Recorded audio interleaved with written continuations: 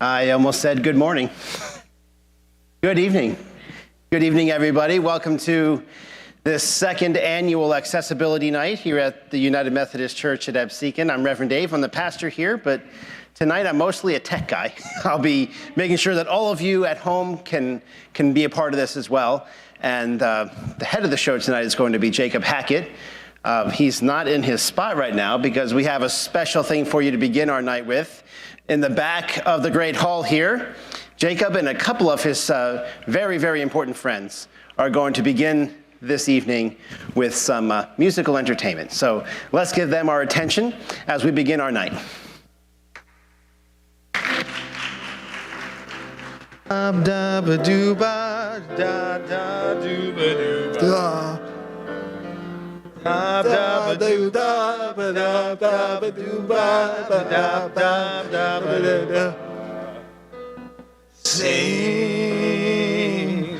Sing a song, sing out loud, sing out strong, sing of good things, not bad. Sing of happy, not sad. Sing a song. Make it simple to last your whole life long. Don't worry that it's not good enough for anyone else to hear. Just sing a song. You know what to do, everybody. Sing along. Let's sing along.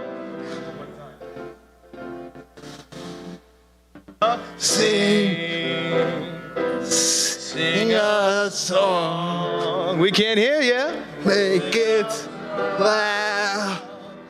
Sing out strong. Sing it's not bad. Sing happy, not sad. Sing a song. Make it simple to last your whole life long. Don't worry that it's not good enough for anyone else to hear. Just sing a song. Da da da do da ba da da ba do ba ba ba ba da do ba. Dave Damiani and Jacob Hackett And Zach Taglioli sing a song. Dave Damiani on piano, folks. Jacob Hackett.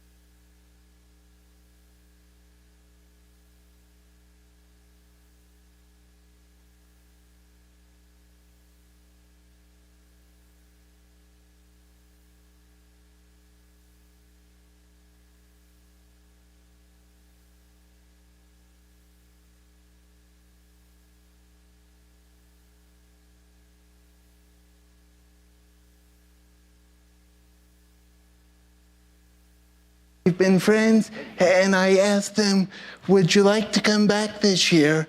And without hesitation, the answer was yes. So, without further ado, I am here today to talk on a very important subject, transportation. I know I'm not the only disabled individual out there. There are hundreds of thousands, if not millions. Transportation is a major issue. I'm fortunate that I have New Jersey Transit Access Link to use. Am I grateful that I have it? Absolutely. Is it the best service out there? No. So, since last year's meeting, I wanted to share some improvements with you that have been made. More drivers have been added to the runs. Access Link is attempting to contract out with Uber because of the difficulty of having drivers. Drivers are able to pick up within a 30-minute time window, most of the time. I'm extremely grateful that Assemblyman Don Guardian, former mayor of Atlantic City, and his aide Brett Barbin are with us tonight. I have called Don's office more times than you can count on one hand to try and fix this.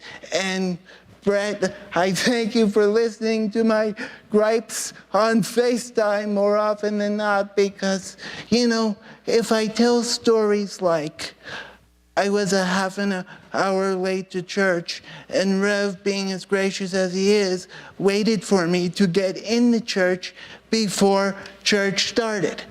That day was Palm Sunday. I believe next to Christmas, one of the most sacred holidays. I believe that some changes that continue to areas of need. My mom and I were invited to a wedding just before Christmas. I was unable to go to that wedding. She went by herself, all because transportation failed miserably that day. It's my livelihood, guys. One day I will get a job and be a working individual just like everybody else. I'll admit this to you right here and now.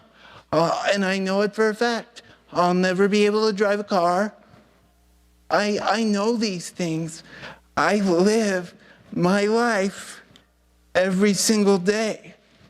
You don't have to tell me twice that these things aren't needing to be done, because Kathleen has heard my stories too. But you can't pick somebody up late, an hour and a half after they were scheduled to do a training session for Rutgers in Mays Landing. I got home 2 hours late. I was supposed to be picked up at 3:45, and I didn't get home till after 6. That's absurd. Please, wake up, New Jersey Transit. Access Link is a separate entity. You used to be your own. They used to work hand in hand with one another. Now they don't. Now you have to call a hotline in Pennsylvania where you could be on hold for 30 to 45 minutes. I plan my day out according to my schedule. I can't be sitting on hold on the phone when I'm supposed to be at a Zoom meeting at 10 o'clock in the morning. I'm glad that I have these options, but please, my God, wake up. It's time to get something done. So, continued, I am at Kathleen's gone with me as moral support, Brett's been there, Rev's been there, Sal's gone to meetings in support of me. Just because you have a meeting and you have people griping over, oh, my bag was stolen, oh, a driver hurt me. Yeah, that's bad, but you have these issues that just have to be fixed. Right now, because I had an issue, Mom doesn't allow me to ride the bus by myself. Thank God people like Zach Taglioli agreed to ride the bus with me today. I mean, it's a little independence would be nice. And that is where I will leave that.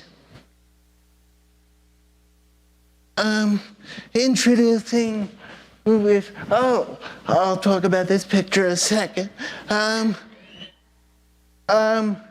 This was my, Mom, you can help me, my going home picture. 71 days. I was born 27 weeks premature, and I was a twin, sadly.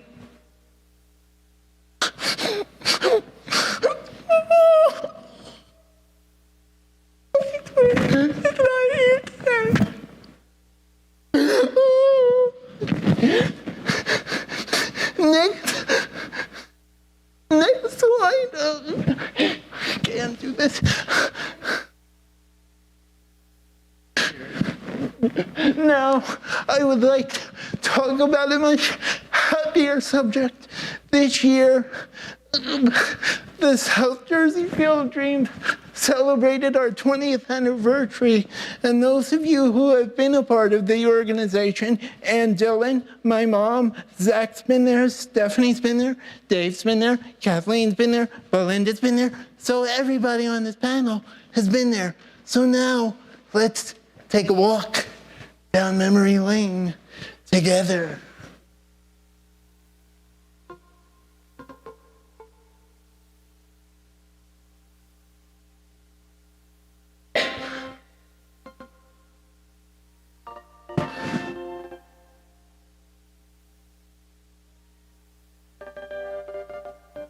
And let's see who can identify me.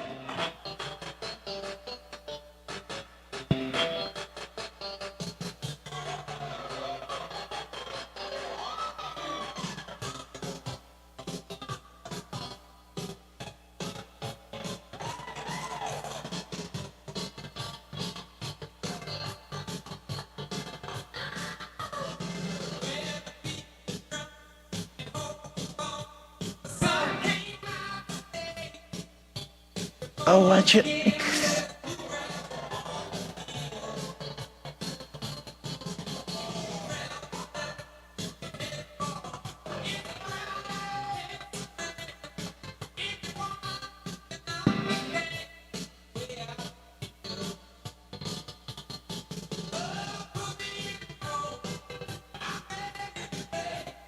Hey, you? Yeah, that is me. Always put the lady by his side. Always put the lady. It doesn't matter if it's my any lady. I'll find any lady.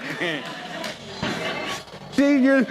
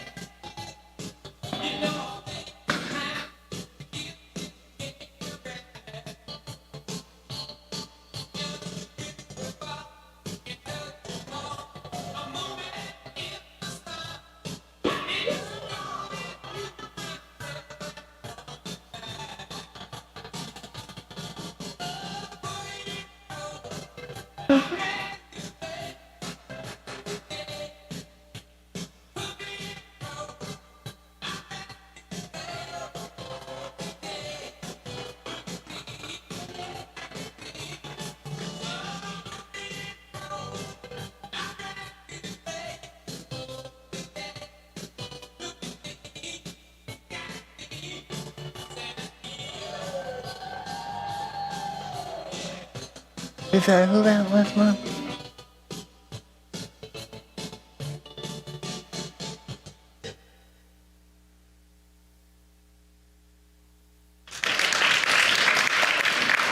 Before I move on, you have two people to thank today who are the reason why the Field of Dreams exists.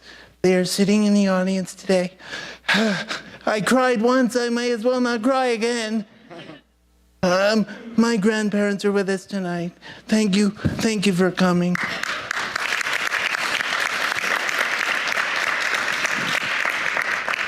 Okay, so now it's time to introduce tonight's panel. To my right, my mommy's joining us tonight. Next, she was the transition coordinator at Atlantic County Special Services for over 25 years. Please welcome Ann Dillon. Next, she is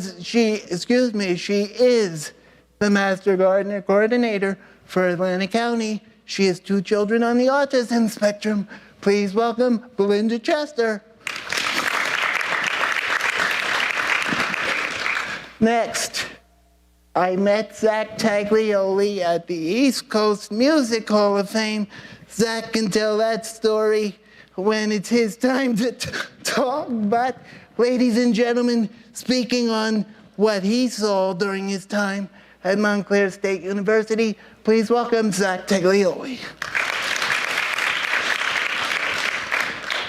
Next, she is the artistic director at Stockton University. I was so grateful that after Dante Hall closed, she called me and said, "Hey, would you like to join us on the Garden State Film Festival ADA Advisory Board?" Absolutely.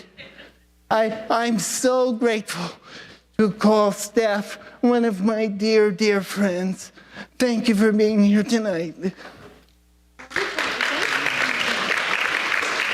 Next, ironically, it's funny, I met Dave Damiani through Steph at Dante Hall. What, 6 years? Hey, years don't matter. Stop aging me, bro.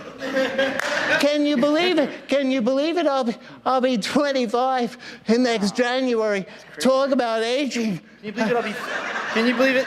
I'll be 30 this August. That's right. I read that on social media. When you're 30 for the rest of you. I won't go there.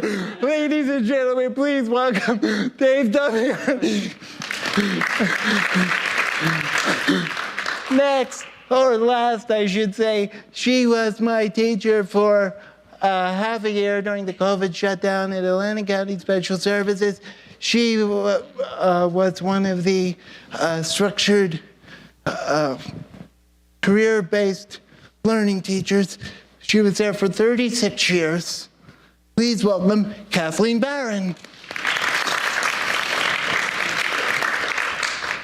And I was going to do this at the end, but I'll do this now.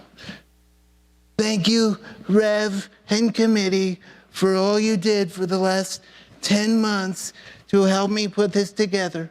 You were my support system. You helped me attend extra meetings.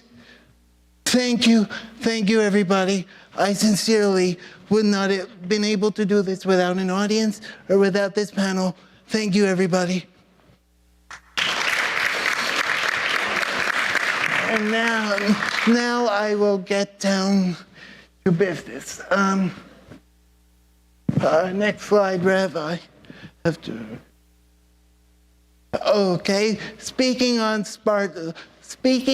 smart technology, please welcome Kathleen Barron.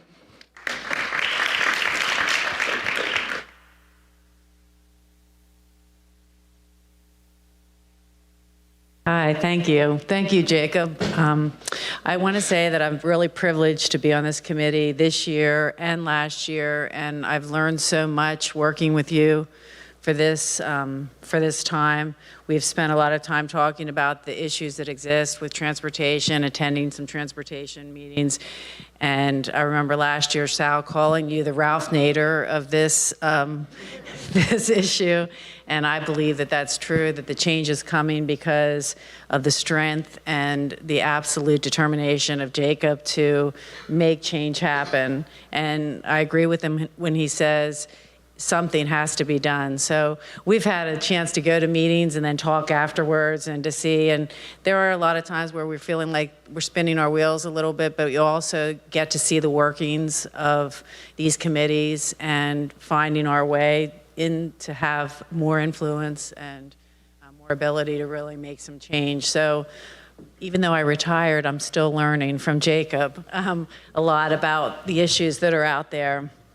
But last year when I was working on, my topic was about workplace and different workplace, the structure of workplaces. And I started looking at technology and smart technology in ways that it could help to improve the lives and improve the opportunities for students and adults to get real meaningful employment. So I found a fairly local situation. I'm going to show a short video about a young man who is using a lot of smart technology. He got a job with the Phillies and was able to really access everything he needed at that job using the technology that's available right now. So we'll take a little look at him.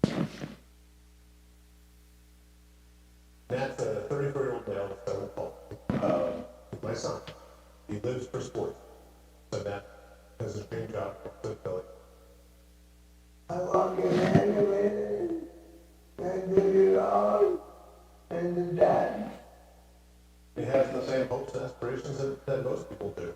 Cerebral palsy is an aspect of life, but And then they eat on.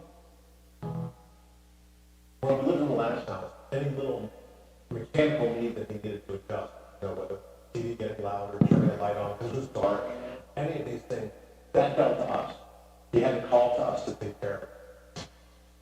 We were in and out of that room constantly to adjust things like the volume of the TV or the channel would change, or the room got dark and we needed to turn lights on, we could adjust the shades on the window.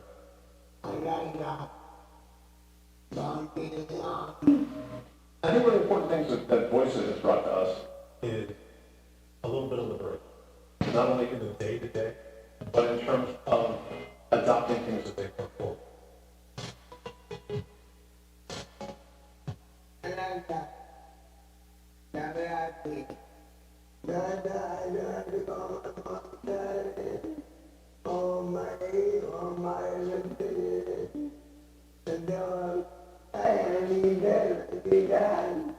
I can do it in the business. I got it on. So Voices has actually given Nat an opportunity to touch so many more things are now debated. This allows him to do the same things other people do and more with his time. And that's what Voices does. I did all the talking. I did everything that I wanted to be. I did worry and do everything.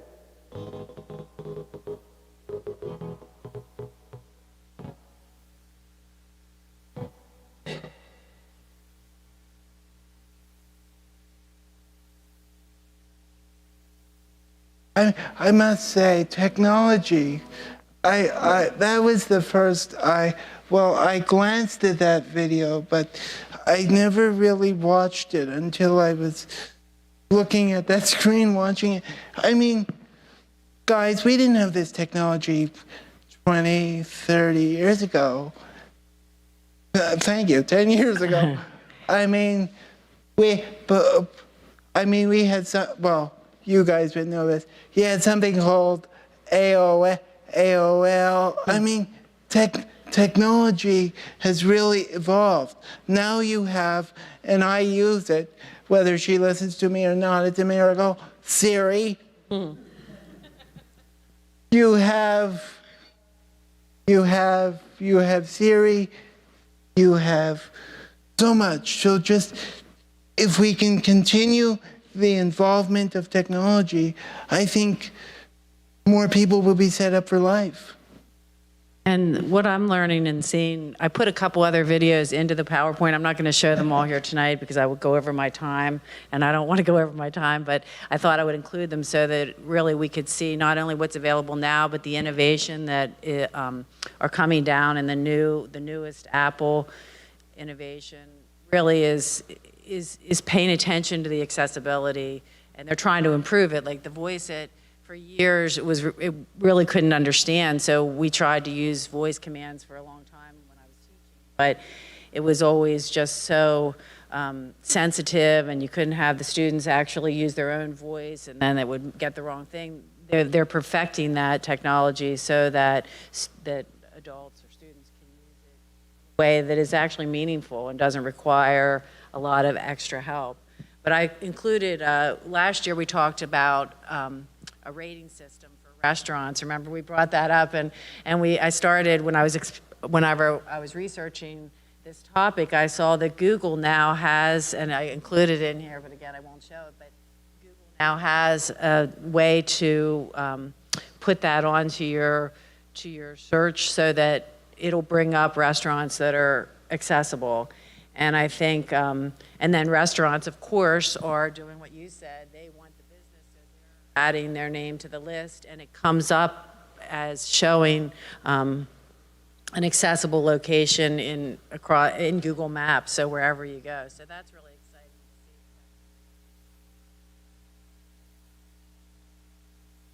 see. Wherever you are, it's going to allow access whether you're here in this area or you're traveling, and hopefully that'll.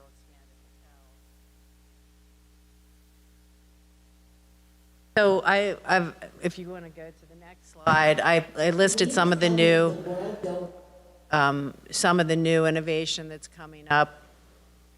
Just listed it, but you can also watch the video about it if you would like to. Ramp. Regardless of what kind of wheels you rely on, you can easily check if a place is accessible on Google Maps. Oh. To access this information, turn on Accessible Places under your accessibility settings. Now, when you search for a place on Google Maps, you'll see a wheelchair icon if it has an accessible entrance. Tap on the place and scroll down to find even more information, like if there's accessible seating, restrooms, or... Yeah, word. Thank you to everyone who adds accessibility information on Google Maps. Your contribution helped millions of people who use wheelchairs, and many others who also benefit from this knowledge. Help make the world more accessible. Visit goo.gle/accessible places. So we'll keep exploring what the new innovations are, and they're coming fairly quickly. The new iOS 17, I think, on Apple has a lot of new accessibility features.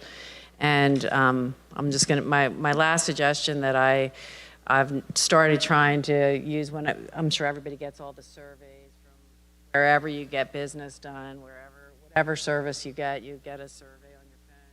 I've started to ask a question about accessibility when it gives you a chance to make a comment at the end. I just ask something that references accessibility because if they're asking for our feedback and we're the people that are trying to bring it to the forefront, then I like to just bring it up, whether it's what's your policy on accessibility for your buildings, for your employees. I just put a question. I haven't gotten any feedback back from them, but I basically think it gives me a motivation. Okay, I'll do your survey, and I'm going to give you a little bit of my 2 cents at the same time. But again, I'm really privileged, and I feel very honored to be on this committee and to be working with this great group of people. Thanks so much. Do you know when they started that? On the Google, yeah. No, I'm not sure when. This just came up as a thought when Kathleen was talking about, looking at businesses. Here's a thought. The church, Field of Dreams, why can't we put that on the map? Because, people, it's not just us. We've all been here. We've all been there. People might be looking for places to go. And, if word of mouth does not spread, people may not know. You never, what's the saying? Don't knock it till you try it. And I mean, it's true. You don't know. So be a voice for each other, and don't be afraid to speak up.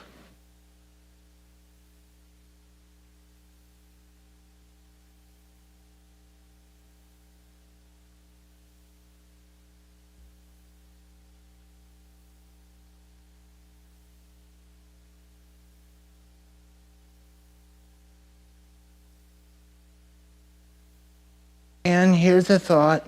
NJ, what did you use to use at school? NJ Cam? Yes. I was thinking maybe you put that up as a accessible site. What is that? That is and what is that? Career, like Indeed, but on a much smaller scale.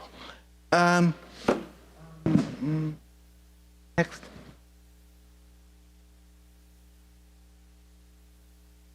Speaking next, as I said, she's a parent advocate.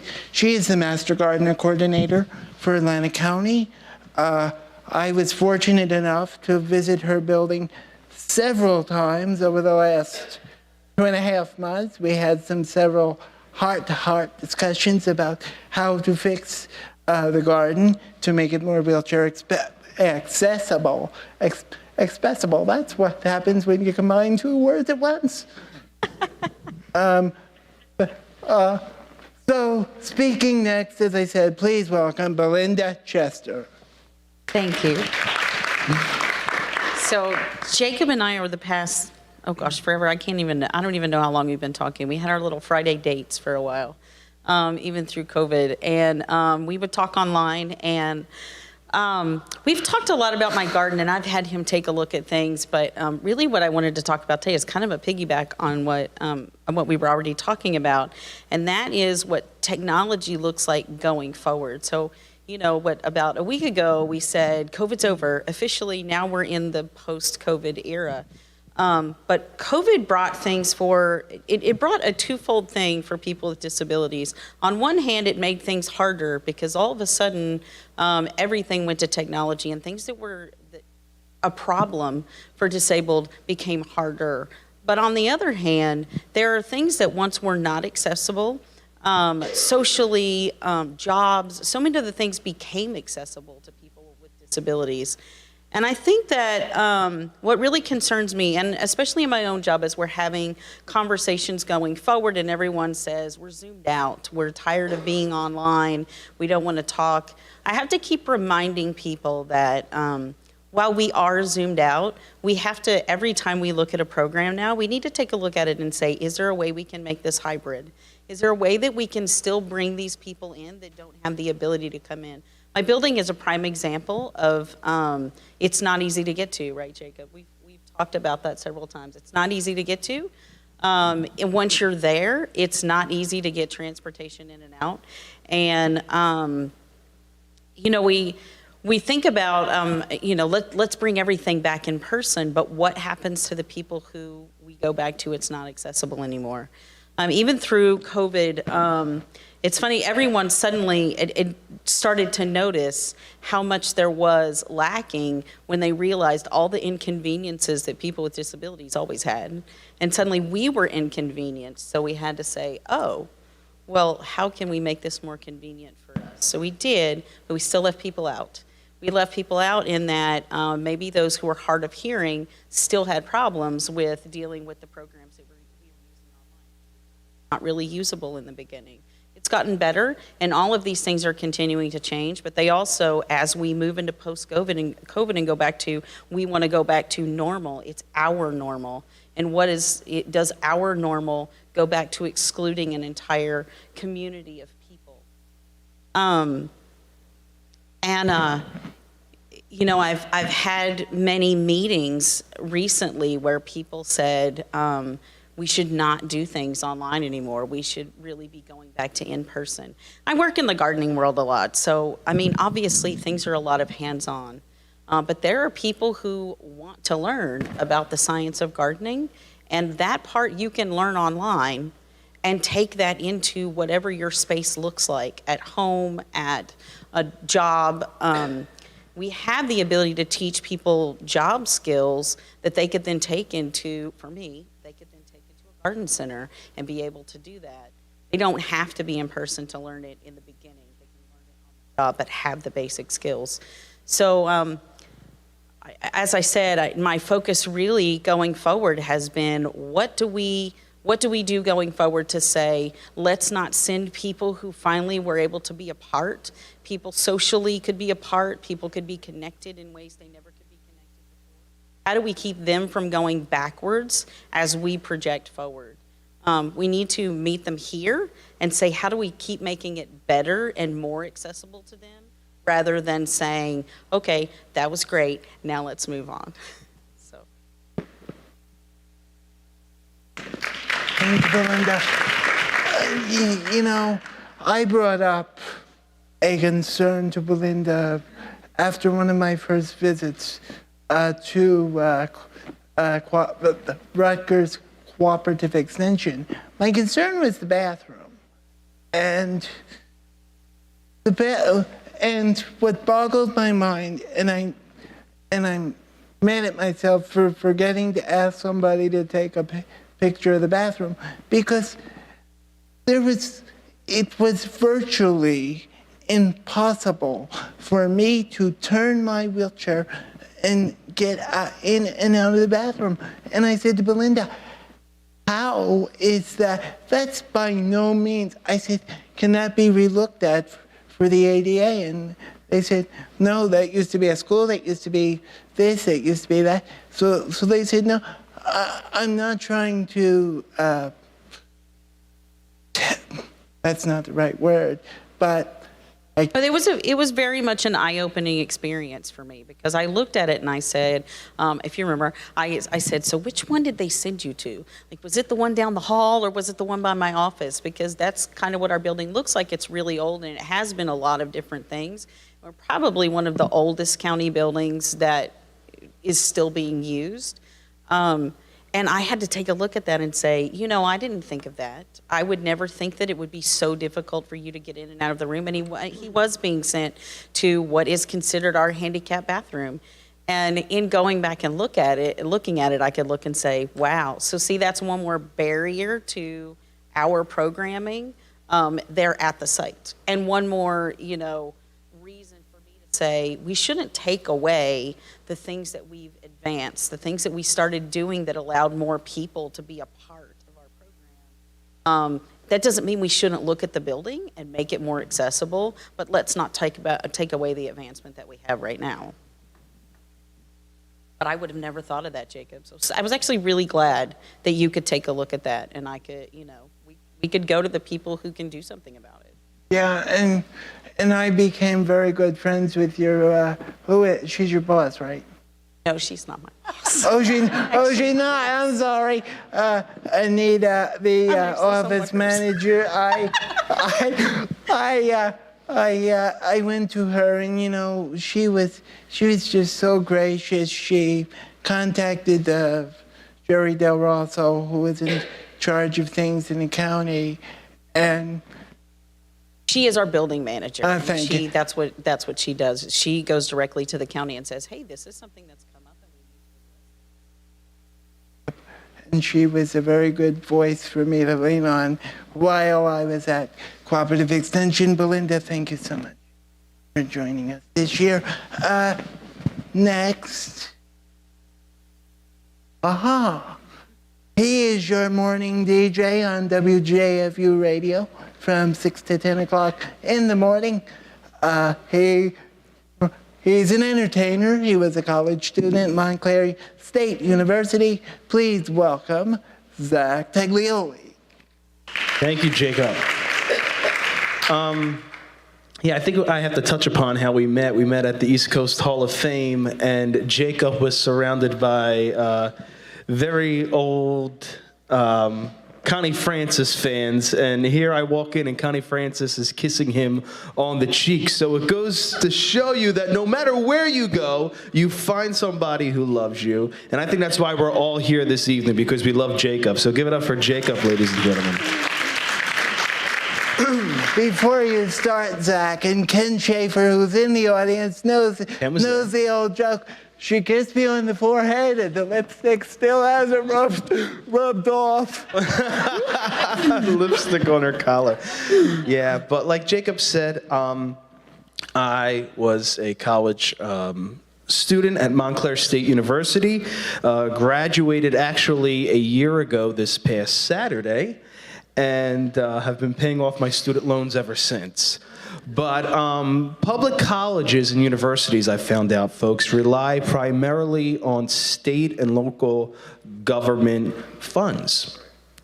Students with disabilities actually make up 1/5 of college enrollment. And according to the National Center for Education Statistics, 90% of them are undergrads and 12% are graduate students. And at my time at Montclair State University as a communication and media arts major, I met a great girl by the name of Trinity, who I believe we have a picture of Trinity, if I'm not mistaken, on the next slide, Reverend, if I'm not wrong. Oh, that was me and Jacob at our event fundraiser for the Field of Dreams and Faces for Autism. But I'm not sure I should have sent that. Okay, that's fine. Well, anyway, I'll go and continue. Anyway, Trinity could not be here this evening because she too also struggles with cerebral palsy, as we know, a rare disorder that affects one's movement, muscles, and posture. But she was a journalism major and now just graduated this year with her master's in business administration. And she was always a ray of sunshine anytime I would see her on campus, and never let her disability get the best of her. And she brought it to the attention of the school because Montclair State University was having a very big issue on not having enough services to provide easy access to the buildings for the students with disabilities. The automatic door buttons were not opening. Trinity would find herself at times having to rely on other students to take her to different classrooms. One time, an elevator did not work for her when she was trying to attend an event, ironically, for handicap disability, and that was the only elevator in the entire building. And administration said when buildings are in disrepair, it is the responsibility of the students to report that issue, not the campus. Yes, it is very much ridiculous. And the event was held on accessibility on the 4th floor of the Student Center. That was the only elevator in the building that could work for handicapped students. And the elevator was out of service for an entire day, November 11th, remember that date, to the 12th. And that, like I said, is the only elevator in the building that was accessible for those students. And Karen Pennington, the vice president of the student development on campus, said our elevator was out Monday and part of Tuesday. That is the oldest one on campus, and there is only one company in New Jersey that can fix that elevator. It was a holiday and the company was not open on Monday because they're off for Veterans Day. Only company in New Jersey that could fix that. I find that very hard to believe. You have a lot of people who are working there who could fix that, but that's just how I feel. The Disability Resource Center on campus offers assistance for students with disabilities. And I looked up online and their mission statement says, and emphasizes that accommodating students with disabilities is not only the legal responsibility for Montclair State University, but also an ethical responsibility. And this isn't the first time. These, I should say, articles that I found with Trinity and the campus were published between 2019 to 2020.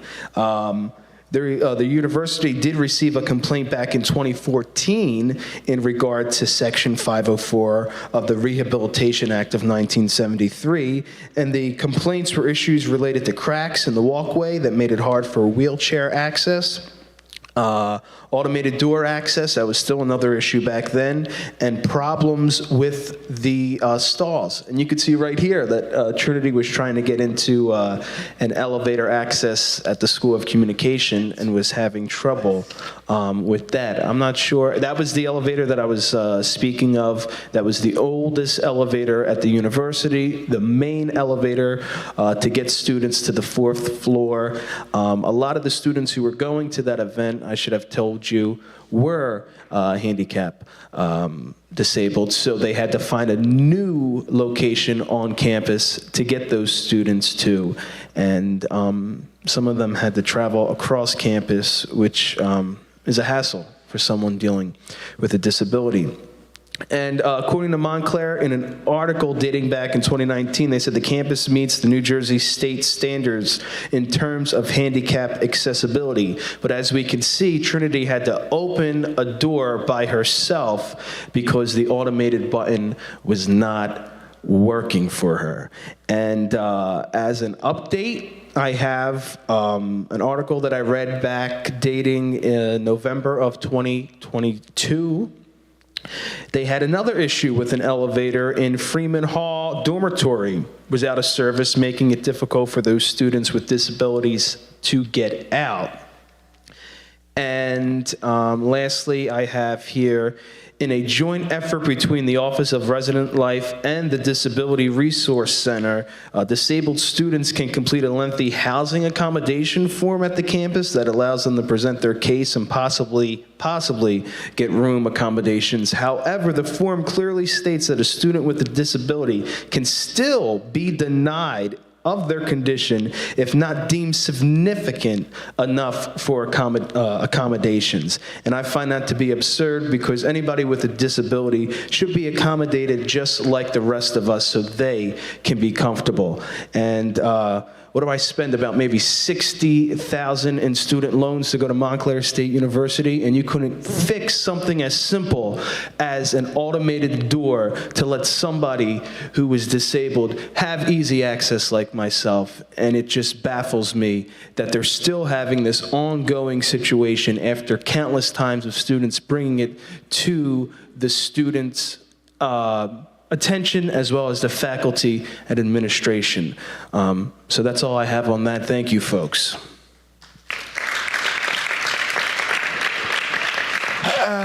Thank you so much, Jack, for bringing.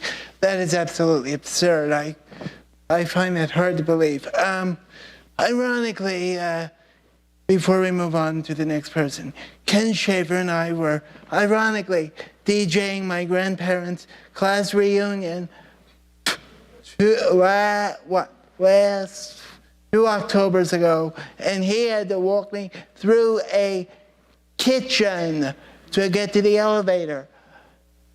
You're a banquet hall. That boggles my mind to no end. Buildings, it's time to wake up. You have building inspectors. You have people involved in the ADA. What were they thinking that day? I guess they woke up on the wrong side of the bed. Speaking next, he's a dear friend of this panel. He called me 2 weeks ago.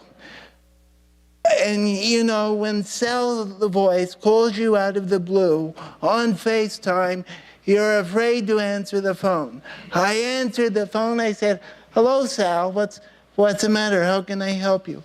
He goes, and then I start seeing his eyes get all watery. I said, "Uh-oh, what's the matter?" He says, "I'm so sorry. I won't be able to join you tonight on this panel, but I'm grateful that the man himself sent me a video this morning from when, right, you were with him Friday night at Rivers Casino in Philadelphia. So give it up for Sal, even though he couldn't be with us tonight. Hi, everybody. I'm here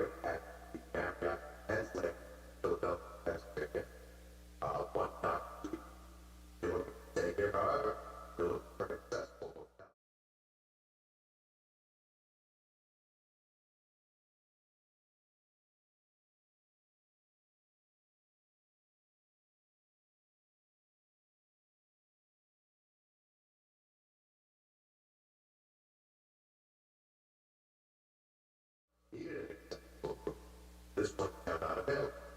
And not available because I think, and yes, that at the time to ask what the regular group, or do I believe they have it. But here's a real problem.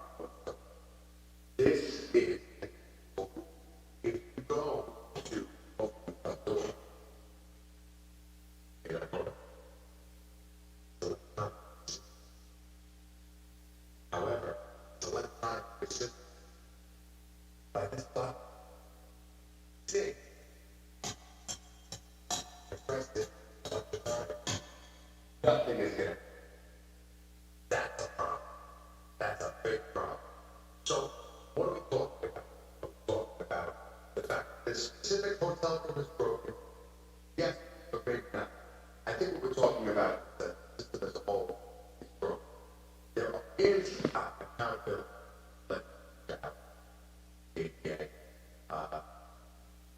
things like that. But there's not a lot of accountability.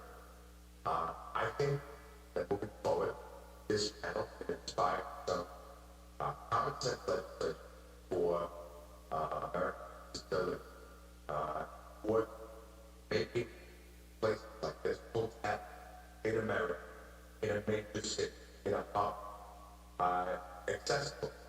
I think it was more stringent, and I think that prosecution enforcement of these laws be a lot more active. This I'm going to go make a complaint. I would love to be there with you guys. I'd like to throw it back to my pal, Jacob Hackett.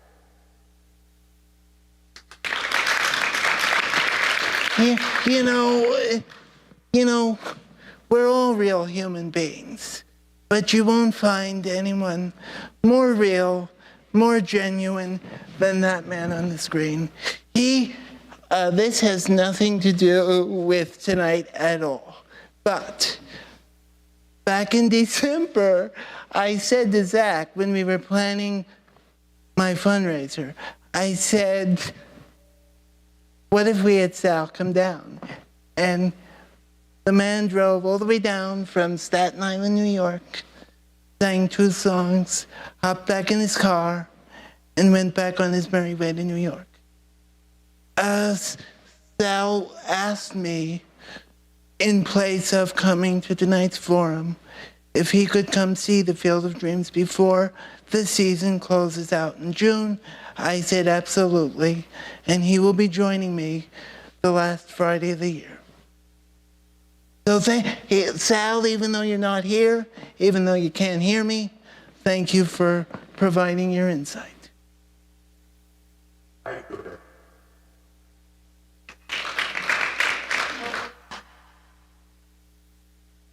You're speaking my language, Anne. Seriously, we've had enough rain. Joining me next, as I said earlier, she is just a dynamite human being. I mean it. My mom knows it. Belinda knows it. Dave knows it. We all know it. She's been there for each one of us. For me, I love this woman to death. She's just so gracious. Whenever she has a question, she calls me, and if I have the right answer, I'll give it to her. If not, I'll do my research and find out. Ladies and gentlemen, please welcome Stephanie Kleinman. And she's a Disney fan, too. Thanks, Zach. I love you too, Jacob. Jacob loves me even when I put a time limit on his answer during our meetings. Jacob, you've got 5 minutes. And that's why I'm saved for the end. Because as Barb told you, when I start talking, I can't stop. I'm just gonna stand up because some of mine are just pictures, and so I'm gonna do like a thing, Rev. So just to recap, if you weren't here last year, my slideshow is going to contain a lot of pictures that I had last year. But the reason we are here, and the reason why I'm here is because of Dante Hall Theater, and we had our special show that Dave and I put together. Well, I say put together. I let Dave put it on, and I provided the venue and took care of the tickets. But our 500 Club Revival at the Dante Hall Theater. And so, next slide. See, look, here we go. But that's where I got to meet Jacob for the first time. And he came in with his entourage of women. And what was a nice surprise was finding out that one of those women, the most important woman in that group, happened to be a friend of mine from high school. Heidi and I have known each other a long time. She was very cool. We were on band together. She played an instrument. I wasn't that talented, so they handed me pom-poms, but she liked me anyway. I'm sorry. No, you were a flag. No, you weren't. You were a flag? Oh, you stunk like I did. That's great. That makes me so much happier. I forgot. But Jacob has really great taste in entertainment. And everybody there fell in love with him. Jacob became part of the crew. Everywhere they were performing, Jacob was there. He was a terrific fan, terrific guy, and I'm grateful to have been blessed with meeting you and then become part of this. Dante Hall, although it was the place where we all met, was only one of my focuses, and especially since its closure right now, other than my full-time job at Stockton University, I am also on the executive board of directors for the Garden State Film Festival. And with that, I've been with them since, I want to say 2014. We have been working towards trying to make sure that everything that we do with the festival is compliant. The festival just had its 21st anniversary, so it's been in existence for a while. But there are a lot of things about the festival itself that needed to be updated, that we needed to bring forward. You know, I'm going to jump all over the place. I know we are, but with the festival itself, you know, sometimes people get comfortable, and in 21 years, you think that just because you haven't really heard much different, you think it's not broken. And there's always room for improvement. And sometimes we forget that, and we get comfortable, and we get compliant, and I'm complacent. But with our website, we have been updating a lot. So you can go to the next slide, I believe. With our website, we try to add as much as possible so that you can appreciate the website and navigate through the website. It still requires a lot more. But so far, we are making great efforts at trying to make sure that it's inclusive. It's allowing everyone to be able to enjoy the website and to navigate through and to find out more about the festival and where to go and what to do. Whether it be introducing everybody to the board of directors or talking about our award winners or finding out more about the films that are being screened. We have different things that we offer, especially to those, it's hard for me to see that, but, so forgive my back. But a lot of the content that's accessible happens to be for those who are sight impaired. So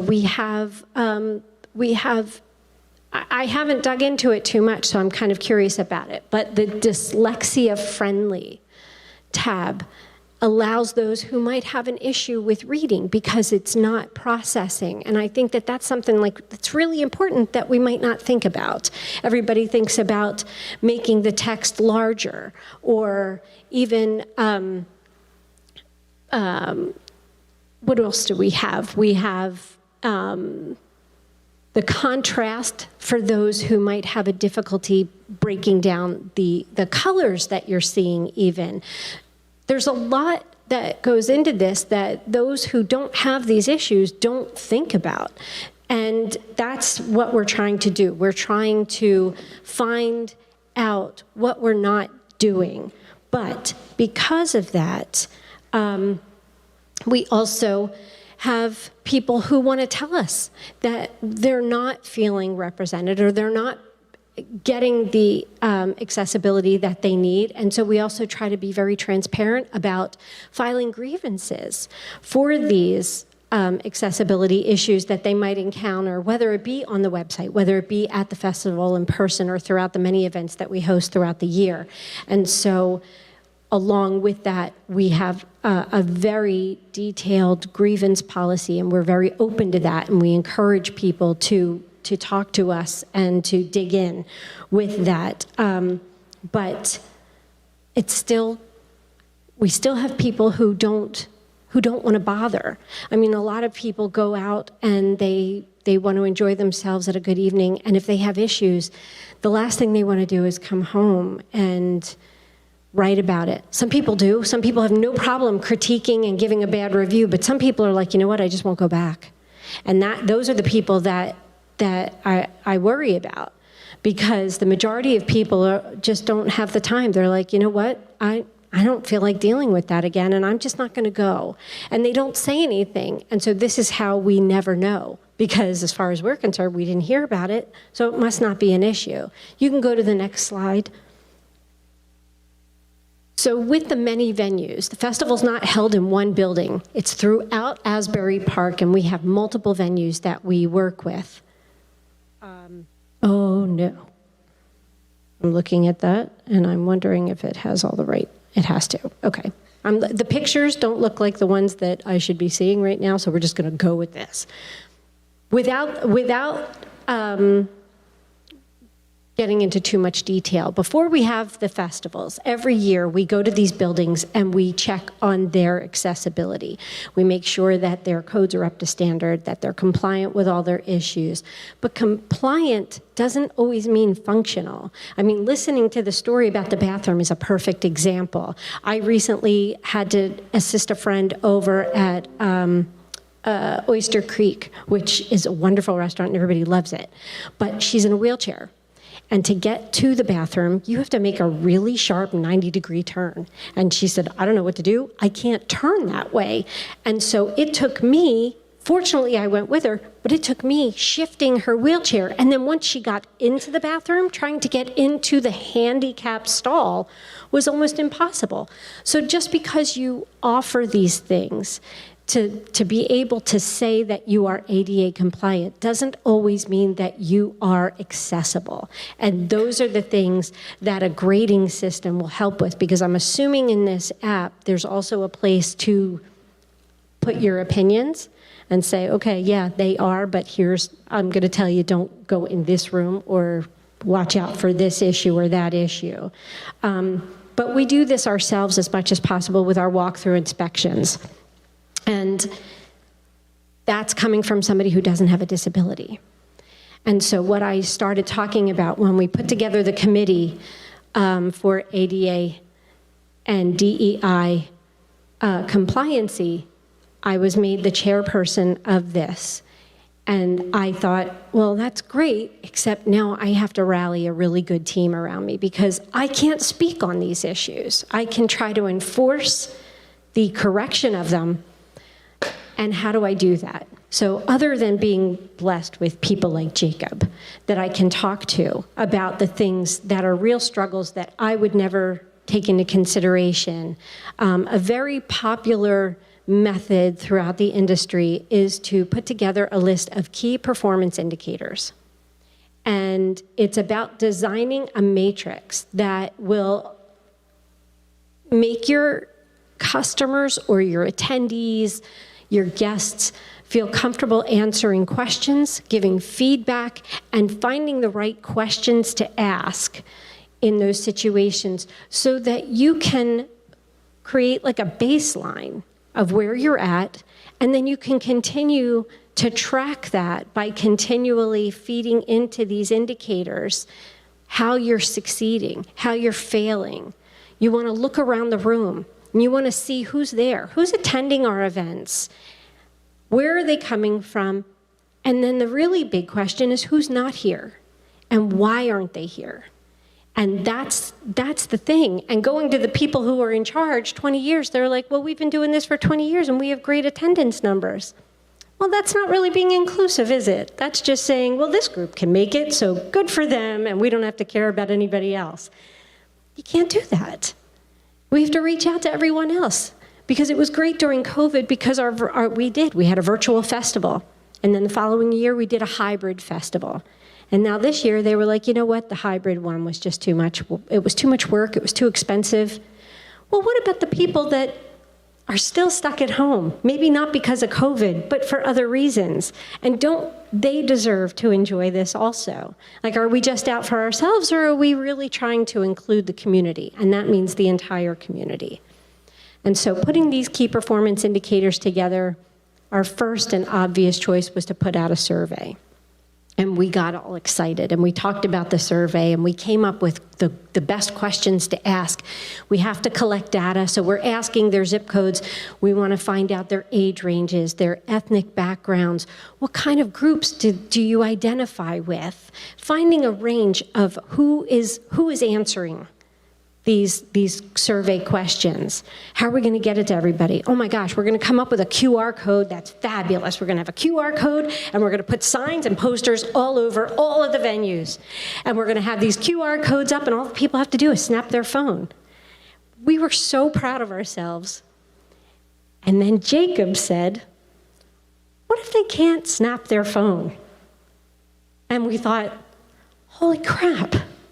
We never even thought about that. Like, that's not, we're doing exactly the opposite of what we're trying to do here by giving you an option. Well, if you can answer the survey, then thanks. Like, it's horrible. So we, because of you, trained all of our hosts at each venue to make themselves accessible. So we have signage up to explain that if you want to fill out the survey, because it's all optional,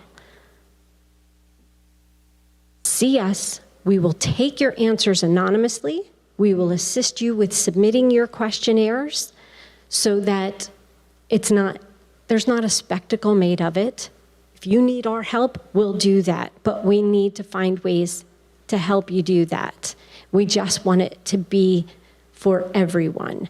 And so the thing that needs to be taken into consideration is that it needs to be qualitative data that we're grabbing, not quantitative. So it's not about grabbing numbers. It's not about how many people answer our surveys. It's about who's answering them. And so we really want to make sure that we're making everybody feel comfortable in getting that information to us. But on top of all of that demographic data, we're asking them, did you feel represented? Do you feel like you're in a comfortable space? Did you have any accessible issues? Do you feel like there are any suggestions to improve this accessibility? Are there 90-degree bathrooms that you can't get into? Did you have a lip at the door where the wheelchair ramp is, which kind of stops you in your tracks from getting through the door into the building? Are the electric doors, were they all working? Do they even have electric doors? So these are the kinds of questions that we are trying to get answered. And then on top of that, we go into tiers of information from there about the venues themselves, watching the films. If you had issues with the sound quality, did you need assistance with anything? Was somebody there to help you with those issues? And we're just trying to measure that. And oddly enough, our founder, I love her to death, but she almost felt offended. Like, well, why are you trying to tell me that something's wrong with the festival? We've been doing it this way for 21 years, and we've been fine. Just doing it fine isn't good enough sometimes. There's always room for improvement. And if you don't ask the questions because you're afraid of the answers, then you're already doing something wrong. So that's where I come in. I'm the bad guy who wants to ask the questions. I want more people there, and I want more people to be able to enjoy this. It's a fabulous festival. And someday, when we can get the transportation in order, we're going to get Jacob there, because for the past 2 years, he hasn't been able to make it because we tried to take an access link to Asbury Park, and we almost wound up stuck in Trenton for 2 hours. We went from my home in Absecon, Hamilton, and then they said, you would have to go to Trenton.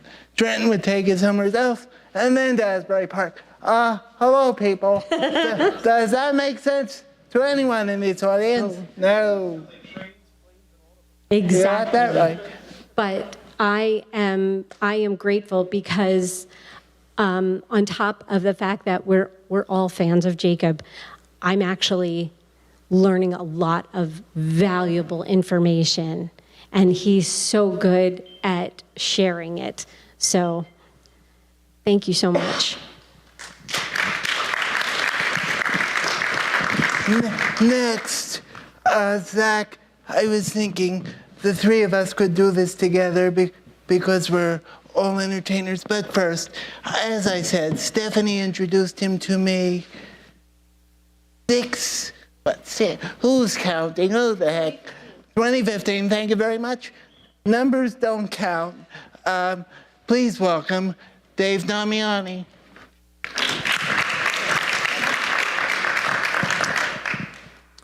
When I met Jacob, ladies and gentlemen, I don't know, 6 or 7 years ago, I was kind of blown away because I saw him in, his wheelchair and not being able to, do a lot of things on his own. And then when I met and I actually spoke with him, we were talking about different musicians and entertainers. It was like talking to like a Google book. I was telling him that I had just met Gloria Loring, who was Robin Thicke's mother, who I didn't really even know who she was other than she was Robin Thicke's mother. And Jacob goes, Gloria Loring was Days of Our Lives. I'm like, how the hell would you know that?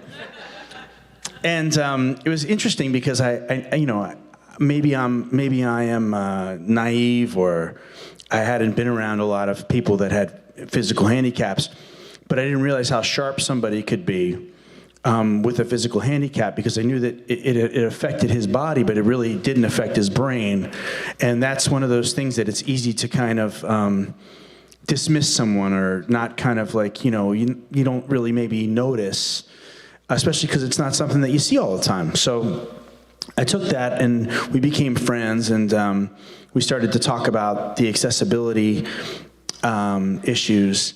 And it's really cool, Kathleen, that you mentioned the thing about the Google thing, because I didn't know that, because we were talking about maybe doing some sort of, trying to figure out do some legislation for some rating system. So if like what they did in Los Angeles years ago, if the restaurant was real clean, it had an A in the window. If it was kind of clean, it had a B in the window. If it had a C in the window, just keep walking. And there were no Ds. The Ds were just like, they closed them up. The health department would close them up. And I thought that would be really kind of cool to do that for, handicap accessibility, to have some sort of legislation in place, because it's, like Sal's right, we were talking about, there really is no accountability. But there's like an awareness now that I think is really cool, because the fact that Google has done that, I think it's heading in the right direction. I do. I don't think it's heading quickly enough, but I wish that there's something more that we could do for the access link. Maybe if there was a half an hour that you had to wait, or however much, you get a free Uber ride or something. I don't even know how you do that, but I don't even know what it could be. But I feel like it's not just accessibility; it's accountability and awareness. And that's really what I have to say about that. I've seen some cool things in Los Angeles in some newer buildings. I've seen some cool things that here, we're dealing with a lot of older buildings, and we're dealing with a lot of, and you don't want to shut businesses down, and you don't want to stop businesses from being open. So it's kind of like, it's a double-edged sword. How do you go about it? But I'd love to maybe work with Don or Don Guardian's office and figure out a way to kind of bring something to the table where there were maybe a Bill of Rights for some sort of, for accessibility or something where everyone had an equal shot or something like that. Or there was a way to, at least at the Garden State Film Festival, maybe reach out to some disabled part of the community and invite these people and give them free and make it, use it as a way to expand your audience for the first year and see if you can, I don't know. It seems like there's opportunity in offering some things to, maybe people who normally wouldn't go. So those are just my ideas. I don't know if any of it, is actually something that can actually. But Jacob, you're doing a great job, and I'm proud of you, buddy. And I'm always here to help as much as I can. So I appreciate being part of the panel. It's a nice honor. Thank you. Thank you, Dave. Before I introduce our last two panelists, Dave brought up a good point, and it just sparked my brain. When Zach and I were down at Joey M's, my mom had to get, Mom, what would you even call that? A ramp with, and portable ramp, thank you much. And you have to line up perpendicular. And I had and Zach was at our last meeting. And Zach, Zach, go ahead. No, I was at the last meeting, and I was saying how it was frustrating. If it's frustrating to me, I know how frustrating it is to you, that a shore town that is a high-capacity shore town, I think everybody knows of Wildwood, New Jersey, that not a lot of the restaurants are handicap accessible. And now I'm going to have to go online and see how many are with that Google stuff that you were showing us, which was really neat. But yeah, and it makes it difficult for Jacob to get into the restaurant because they don't have a walkway for him to go through. And it's just, it baffles me that a shore town that considers himself a family resort and open to everybody really isn't open to everybody.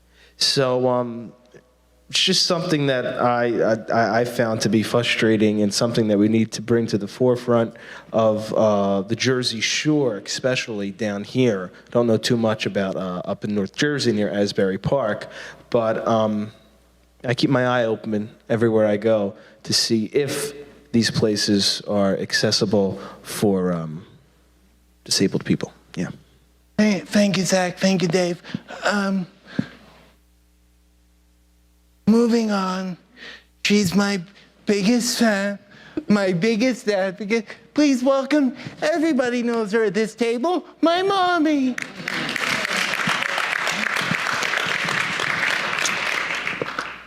So Jacob wanted me to talk about communication accessibility within the community.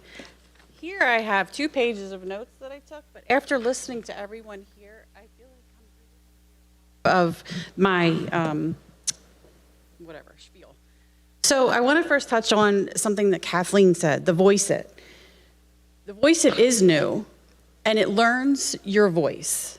Because in the past, and actually even now, when Jacob tries to use Siri, it doesn't always pick up his voice. So the awesome thing about Voice It is it learns your voice. Because if that young man tried to use Siri or Alexa, whatever he was wishing for, his command would have never happened. So kudos to that. That's like phenomenal.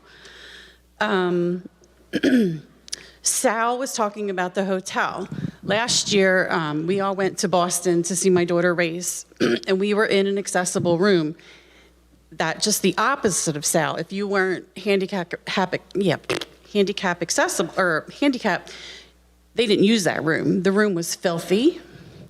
When we put Jacob in the shower, we took, you take the hose off. And let me say that the tub wasn't accessible. It was a normal tub. You took the hose off and you turned the water on, and it was nothing but solid black mold for 2 days. Like, we couldn't get rid of the mold.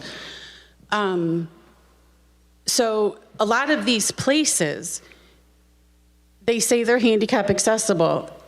They put in writing everything that the ADA wants, because if it's not there, they get fined. But it doesn't matter the upkeep. It doesn't matter.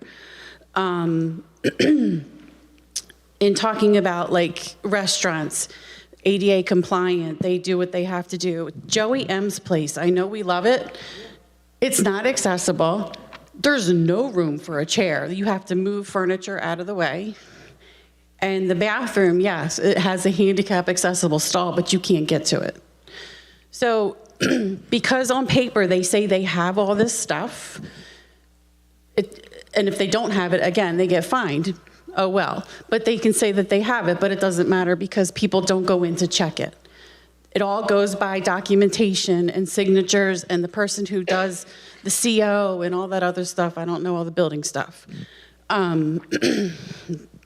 So now to touch on the communication accessibility.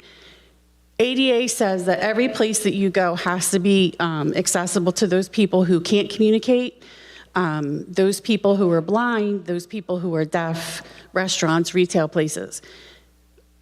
But the ADA's description of what has to be in place is you have to have a person who can read the menu to them.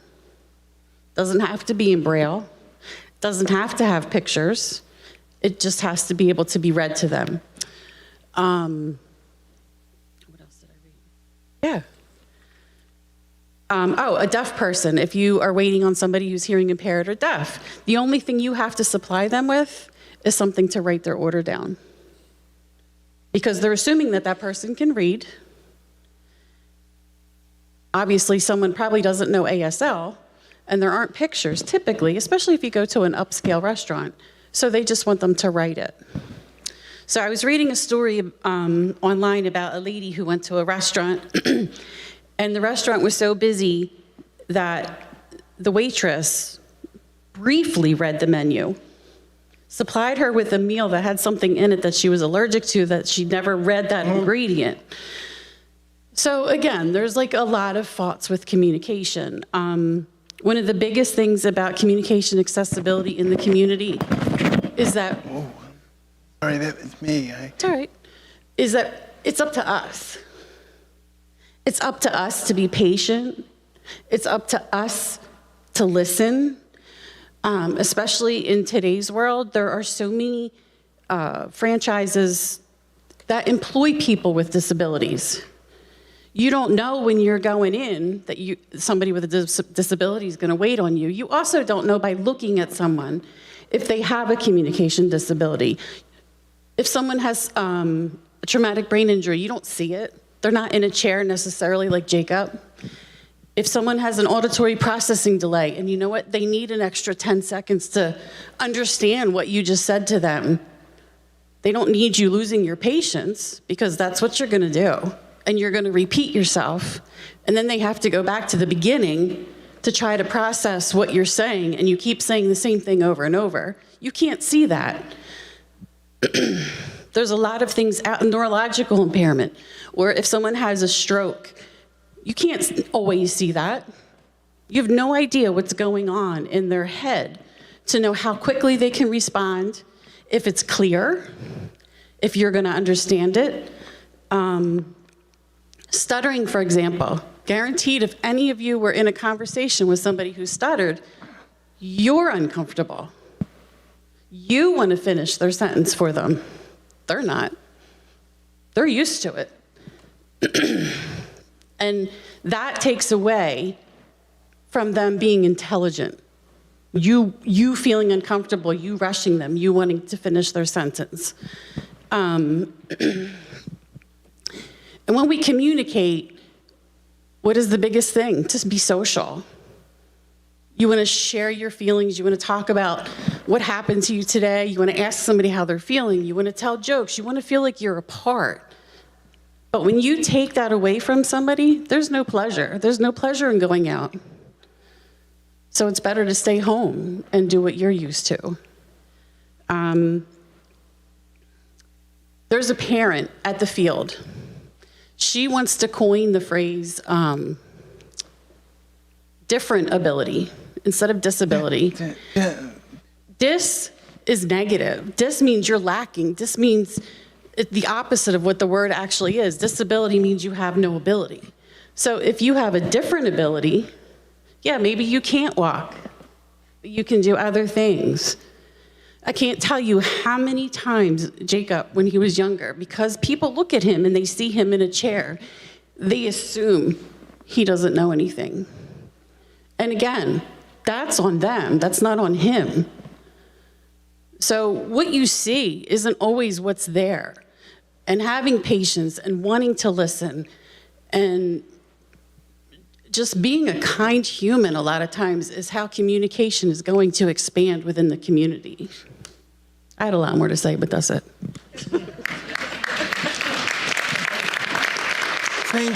Thank you, Mom. Speaking next, she was one of my biggest advocates at Special Services. She always listened. She was an always open mind. I'm so grateful that I had her and Ann Finley right by my side, toe to toe. Please welcome Ann Dillon, everybody. Thank you, Jacob. That was so sweet. Thank you. Tonight, I wanted to just talk a little bit about, I guess a very little bit, because I know we're running out of time. I wanted to talk a little bit about...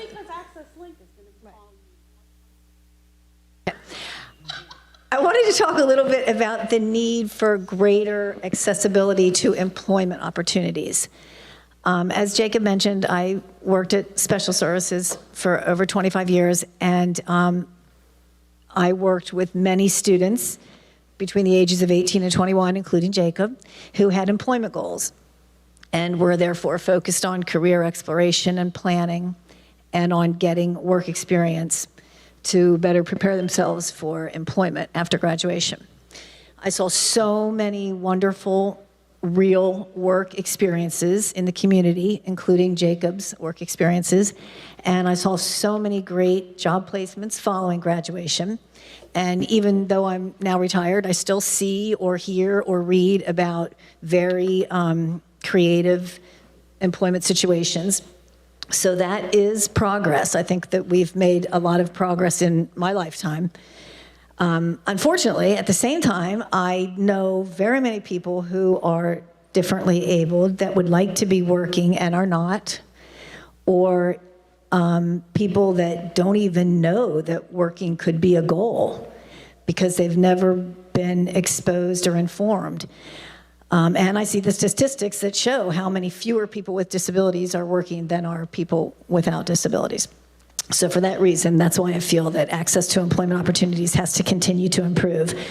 I wanted to tell you about a research project that the Boggs Center did in 2018, 2019.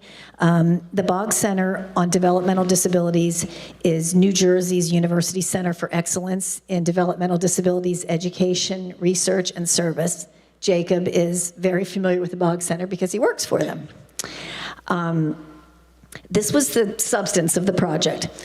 In April of 2012, Governor Chris Christie declared New Jersey to be an employment-first state, meaning that New Jersey promised to make it a priority to help people with disabilities participate in the community and the workforce. And this was based on the belief that competitive integrated employment is the first and preferred post-education option for individuals with different abilities. After that proclamation, New Jersey did implement many initiatives across several departments and divisions to better serve people with disabilities. The problem that the Boggs project was addressing was that in 2011, just before Chris Christie made this proclamation, the employment rate for people with different abilities was 35.5%. And in 2018, 7 years after his declaration, the employment rate for people with different abilities was 37.7%. So therefore, lack of any significant progress. And I did check census.gov to see what the employment rate is now, and in April of 2023, it was 38.3%. So it's been very little progress made. So the Boggs Center researched policy initiatives in the Department of Education, the Department of Vocational Rehabilitation Services, and the Division of Developmental Disabilities. And they looked at programs and services that encourage employment. They found 4 major barriers, including, Jacob, you're gonna like this, lack of person-centered career planning. Really? Yeah. And lack of interagency collaboration. And then the other 2 were same thing you always find, inadequate financial investment in-home and community-based services, and social stigma and segregation. So the project did recommend solutions to increase, these were their solutions, to increase the time that students spend in the community and in inclusive environments versus in a special ed classroom. Increase the number of people with different abilities that are employed in government jobs. Invest more time and money in training for job coaches. Invest more time and money in career exploration and planning to better suit the interests of the individuals that are looking for work, especially in school before employment, and invest more money in job coach and direct support professional wages, and create clearer definitions of the roles that the Department of Ed, the Department of Rehab, and the Division of Developmental Disabilities have in creating employment opportunities for students, and encourage more communication between government departments and divisions. And then my recommended solution to add to that list is to invest more time in student, parent, and family education about transition to employment and adult life. So I just want to say that employment is possible, it's realistic, it can be very successful for people who want to work. I'm not saying that everyone has a goal of working. In fact, I think that's one of the misunderstandings about Employment First, is that some people who don't have employment as a goal were feeling threatened and feeling like they were being told that they had to go to work, which is not at all what the intent was. Job creation needs to be thoughtful and creative, and everyone on the team has to be committed to success. And the team needs to include, obviously, the individual who wants to work and the school. This needs to start long before a person is out of school. The potential employer, the other employees at that employment site, the individual's support system, which is usually their family, but sometimes not, a very well-trained job coach, and then other agency and service collaboration for the training, the transportation, the personal assistance, the mobility support, the assistive technology, and the other schedules and activities for when the person is not working. So it's obviously a much more intense process than what a person who does not have a disability goes through, but it's so possible. I mean, we've seen it so many times, right? It's so possible. Yeah, absolutely. And I have to, you're already, nobody here, with the exception of my mother, works at special services anymore, so I can say this. It's not final, but because of, I'm not tooting my own horn here, because of how well respected I was as an intern at Atlantic County Special Services, they have came to my mother and said, hey, the world's opening up. Let's welcome him back when we're ready. So I do have that to look forward to. My God, I hope it's in the near future. But, Anne, thank you so much. Thank you, panel. Give it up for the panel, everybody.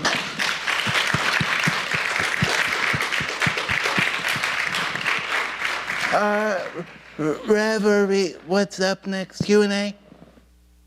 Okay, audience, questions, answers for the panel.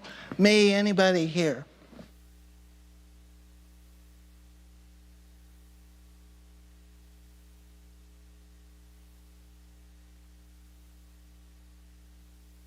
Wonderful, wonderful. And now, performing,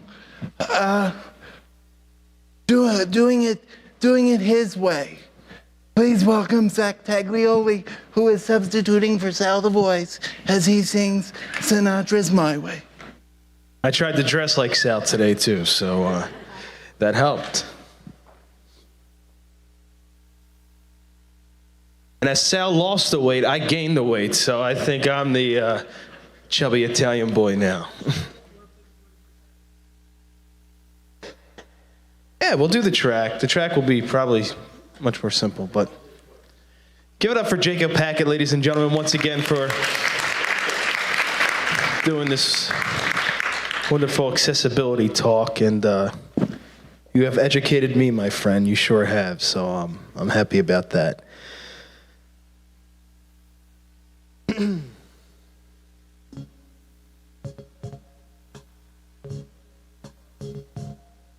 And now the end is near, so I face the final curtain.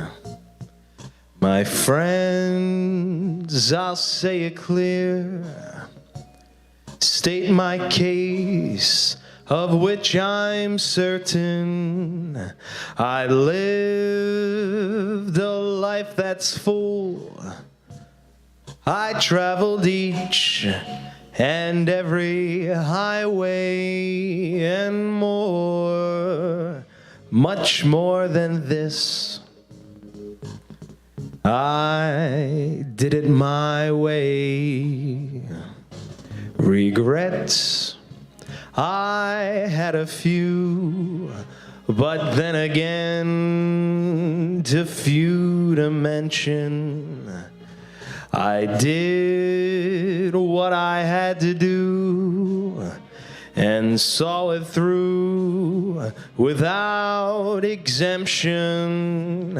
I planned each charted course, each careful step along life's byway and more, much more than this. I did it my way. Yes, there were times, I'm sure you knew, that you bit off more than you can chew. But through it all, when there was doubt, Jacob, you ate it up. And you can eat, my friend. And spit it out. And I faced it all. And what you do, my friend? And I stood tall and did my way. Loved, laughed and cried. I've had my fill, my share of losing. And now, as tears subside, I find it all so amusing to think all the Zoom calls we had came to this night for a great cause and more, much more than this. We're all here because the boss said so. Yes. Well, what is a man? What has he got? If not himself, then he has not to say the things he truly feels, and not the words of one who kneels. The record shows I took the blows and did it my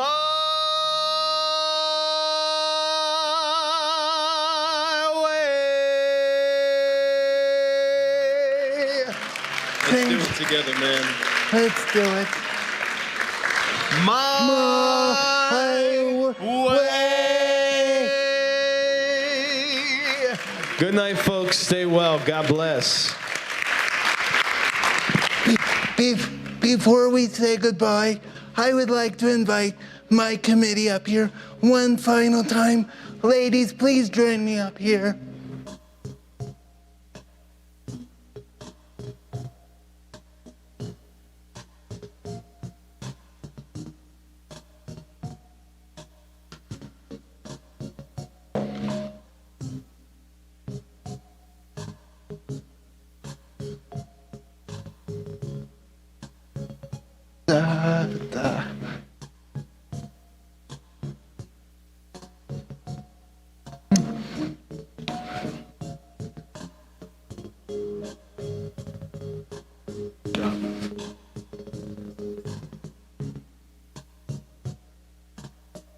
I will always be grateful for everything everybody has done to help me put this together. From me to you all, thank you all for I think this was even better than last year. I look forward to next year. Rev, thank you for all your help putting this PowerPoint together while he's down in Wildwood and we're communicating via text. I mean, Tell the bishop that. oh, I will not tell Bishop so that, but, you know, without a group like this, I would never be able to do half of what we did. Thank you, audience, for coming. Thank you to a lot of you here. I feel like I've known you forever because I have. Thank you for your support. God bless you all. I love you all, and good night. How do I do this? Help.